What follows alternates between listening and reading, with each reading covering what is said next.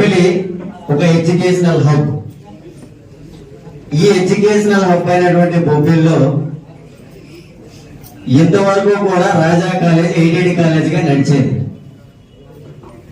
ఈ రాష్ట్ర ప్రభుత్వం అధికారంలోకి వచ్చిన తర్వాత డైరెక్ట్ గా జీవోలు పాస్ చేసి మీరు ప్రభుత్వ రంగ సంస్థలుగా నడిపిస్తారా లేదా ప్రైవేట్ రంగ సంస్థలుగా నడిపిస్తారా అని అడిగితే మన రాజా కాలేజ్ ప్రైవేట్ కాలేజ్ చేశారు.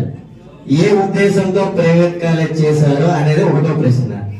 రెండోది, ఈరోజు పేద బడుగు బలహీన మధ్యతరగతి విద్యార్థులందరూ కూడా దూరపు ప్రాంతాల నుండి విద్యను అభ్యసించడానికి ఈ బొబ్బిలి నగరానికి వస్తున్నారు. అలాంటి చరిత్ర గల ఈ బొబ్బిలికి ఇంతవరకు కూడా ప్రభుత్వ జూనియర్ కాలేజీ లేదు, ప్రభుత్వ డిగ్రీ కాలేజీ లేదు. మరి ఎన్నోసార్లు ఎంతో మంది రాజకీయ నాయకులకు విన్నవించుకున్నా వాళ్ళ కారు లేకపోయినా సరే ఇంతవరకు కూడా సమస్యకు పరిష్కారం అయ్యే పరిస్థితి లేదు. పేద విద్యార్థులు అందరూ చెప్తున్నారు, పేద విద్యార్థుల కోసం మేము అన్ని చేస్తా ఉన్నామని చెప్పారు.